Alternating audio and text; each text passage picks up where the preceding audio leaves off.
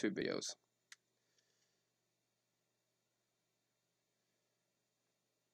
All right. Anyways, example 8. Factor out the quantities, the quantity rather, negative 4pq from the polynomial, negative 12p cubed q minus a. You know what? That's a tongue twister. We're just going to write it out, okay?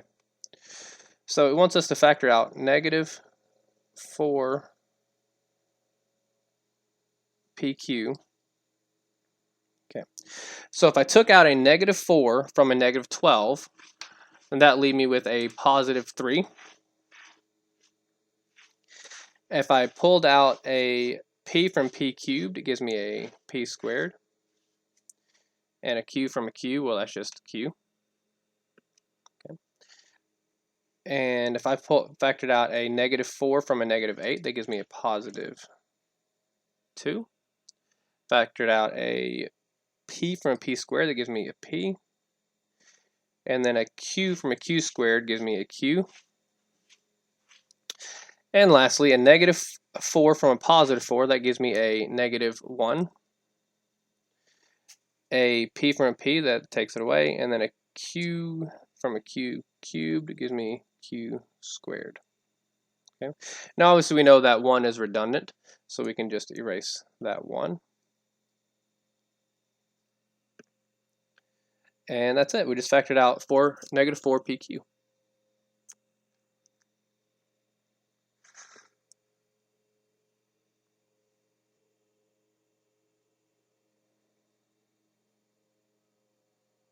Let's see how many examples we got. Oh, we got 12. So we're almost done. All right.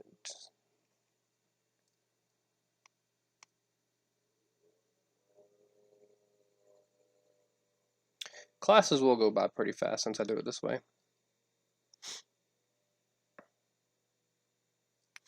Okay, so factor out the greatest common factor. So similar to what I said earlier. So before, I'm going to rewrite this, but I'm going to write this a little bit wrong, right? So I'm going to do 2w, and we'll say a, minus 5a.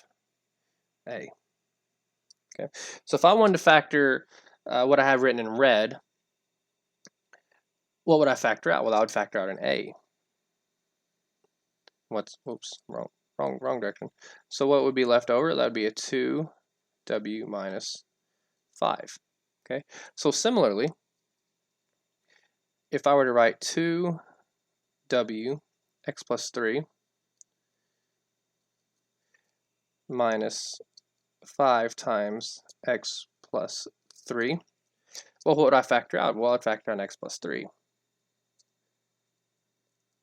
And what would I have left? 2w minus 5. Okay, so hopefully you see what I'm trying to do here. I'm making my a and my x plus 3 kind of be the same. Okay, so in the red, it's very easy to tell, oh, I'm factoring a out. Okay, and the blue, it's not abundantly obvious if you're unfamiliar with this, or if you've forgotten over time. We're going to factor out the binomial x plus 3, and that's what we did.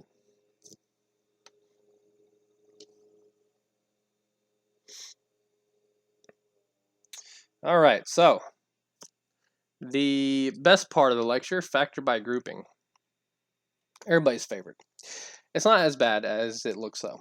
Okay, so let's read this, starting at the top. When two binomials are multiplied, the product before simplifying contains 4 terms. For example, we're going to look at this. What we're doing here is we're distributing this x plus 4. Right.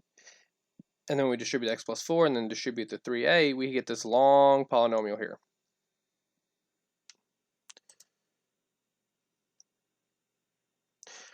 All right, so what I did in the previous example, I'm not going to make a new variable. I'm not making a different problem. Okay, all I did in the red here was kind of show similarities. Okay, the blue is the problem. You're not going to write the solution to an example like example 9 like I did in the red. Okay, but I am just matching the variable with the binomial. That's all. I'm just trying to give another visual representation of what we're doing, as opposed to just jumping straight in and saying this is what you do.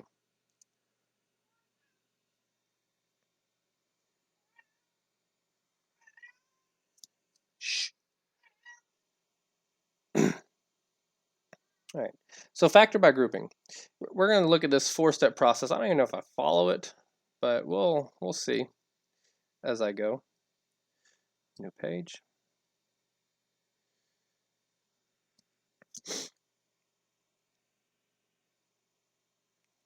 But we'll read them.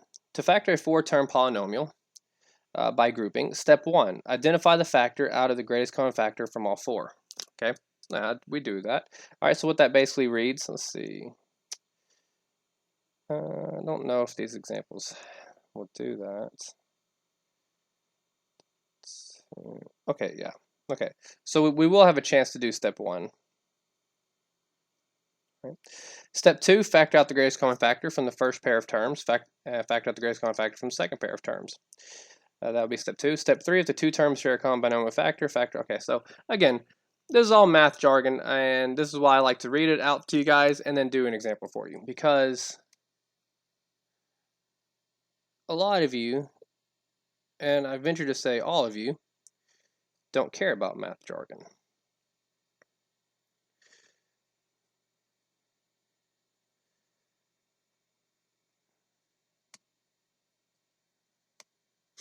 We're gonna just okay, good. All right, so factor by grouping. Here's my rules, okay? Step 1, we're going to follow it. We're going to look at all 4 terms. We're going to say, okay, is there anything I can pull out of all 4 of these terms? All right, for this particular example, the answer is no. Next, you know what? I should have been writing this in white. Oh well. All right, next what I'm going to do is I'm just going to show you my rule of thumb, and I promise you it is a rule you're going to love. And before we do that, let's move this over here. Okay, so we're going to rewrite the problem. 3a to the x plus 12a plus 2bx plus 8b. Okay, here's my rule of thumb. For this class, for your next class, for the class after that, if you take that. Hang on, we got a question. Okay, so something keeps popping up on my screen. If you're messaging Sherman Brown, do not message Sherman Brown. Message sample student. But if it is a question that the whole class can benefit from, I will read it out loud in the Zoom meeting.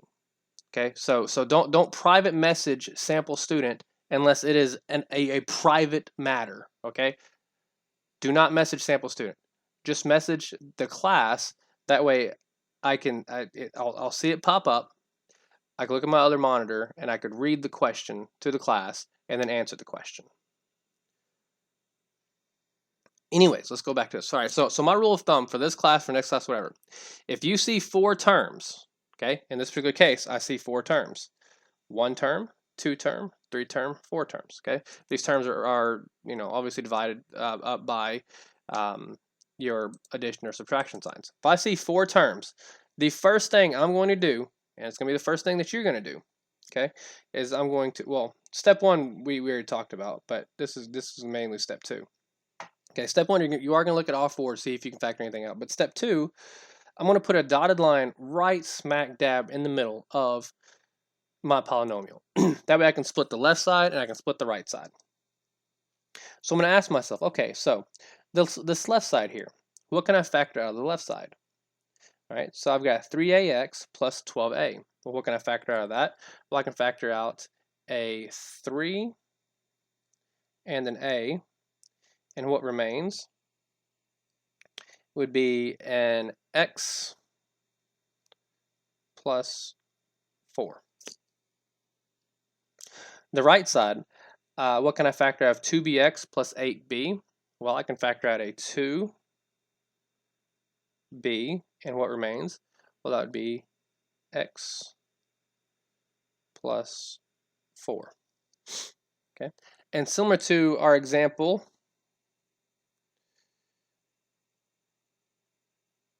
here, example 5, wait, no, what was example 5? What was that? There it is, sorry, example 9, where in the blue we factored out an x plus 3. We're going to factor out an x plus 4. Okay? So I'll have x plus 4. I'm factoring that out. And what remains would be 3a and 2b. So I would say 3a, and that is a positive 2b plus 2b. And that is my solution to example 10, factor by grouping. I will pause for a hot second though, because I know factor by grouping is a little tedious. So if you have any questions, type them out, say them, do whatever you need to.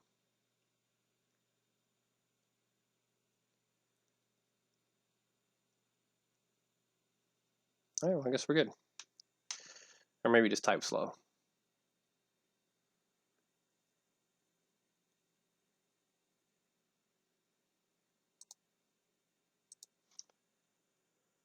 All right, so let's continue on then.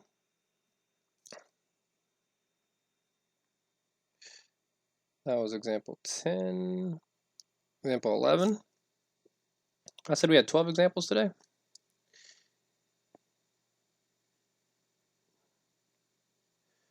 New page.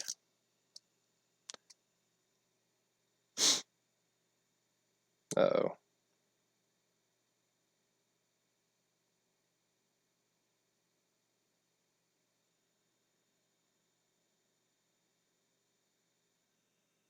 Well, let's give this time to ask questions.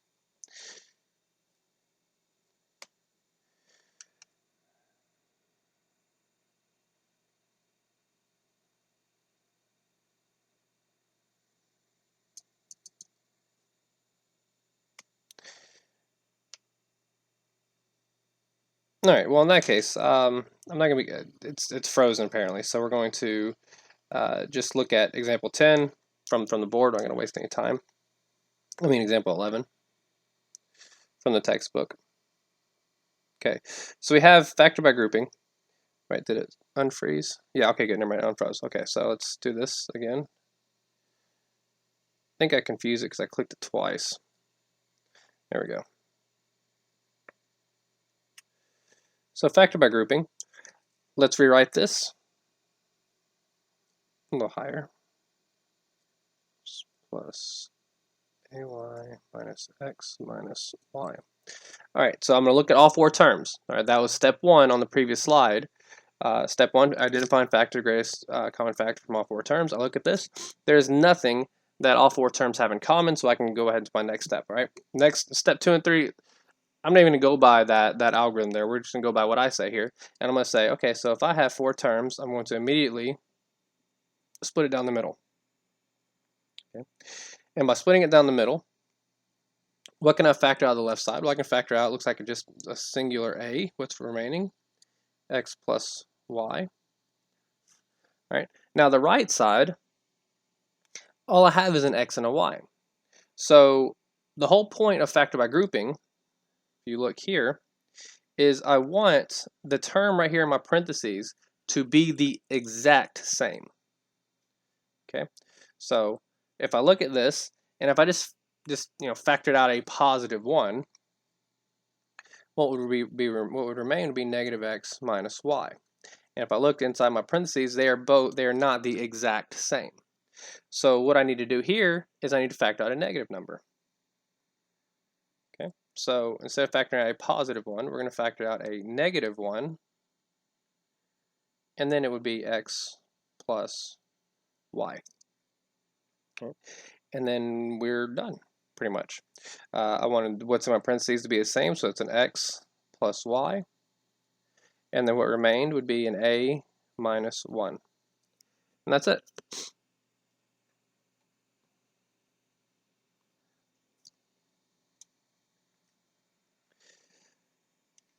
Lastly,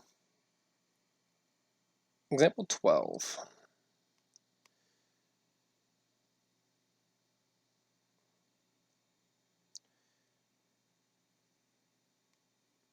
All right, so factor by grouping. If I look at this, first things first, I can see that I have even numbers. I've got a 16, a negative 40, a negative 12, and a 30. Okay, but for the sake of factoring a number out, I'm going to look at the positive numbers. So between 16, 40, 12, and 30, what is the largest number that will go in there? Well, first of all, I would immediately say 4. I mean, I'm sorry, I'd immediately say 2, right? Because they're even, so 2 would be the highest. And then, of course, you can do your factorization tree, put in a calculator, whatnot, but 2 is indeed the highest. So I will say I'm going to factor a 2 out, and then what remains? Well, that would be, well, actually, I'm not done. And then I look at my variable, and I'd say, okay, between w to the 4th, w cubed, w squared, and w, well, w would be the largest I can pull out. Then what remains? Well, if I took a 2 out of 16, I've got 8. A w out of w to the 4th, I got w cubed. Similarly, negative 40 divided by 2 is negative 20. And then w squared. And then a minus 6w, and then a plus 15. Okay. And then once I did that, I can proceed to my step 2, and I'm going to split this down the middle. So once again, I'm going to ask myself, okay, so the left side here, what can I pull out of the left side? Well, it looks like between 8 and a 20. Looks like a 4. So we can factor out a 4. So real quick, we're just going to bring all this down.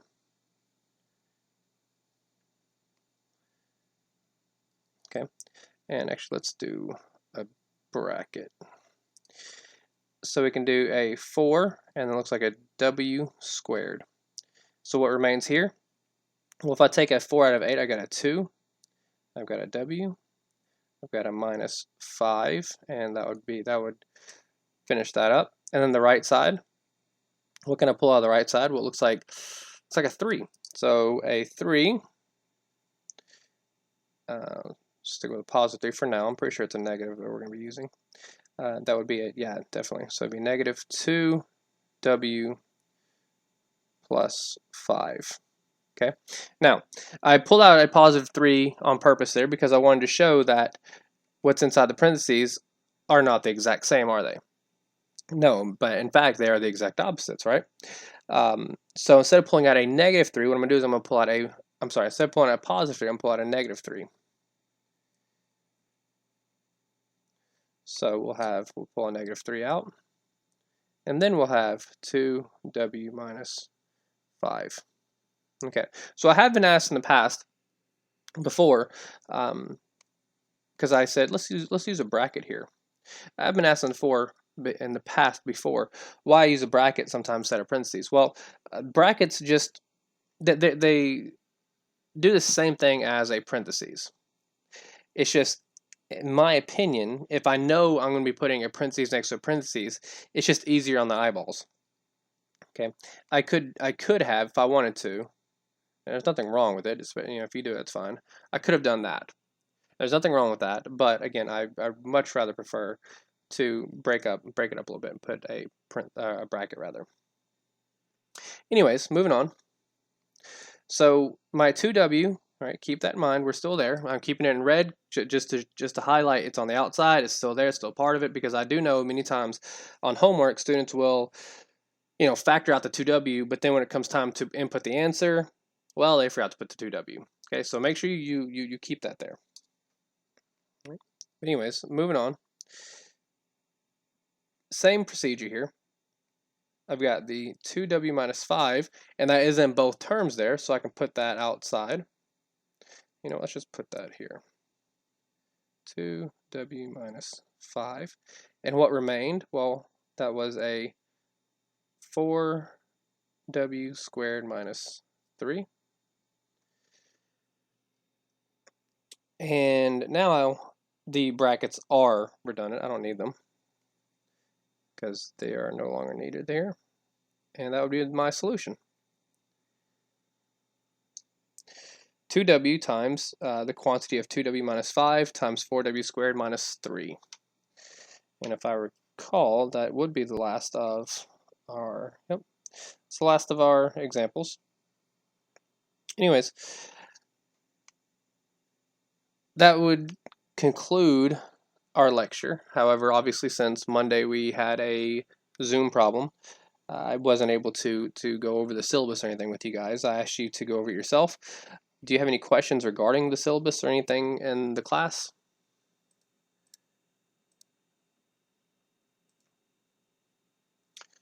Any questions about today's lecture? All right, well, I don't have a class for until 9:35, so I will stop the recording on my Blackboard here.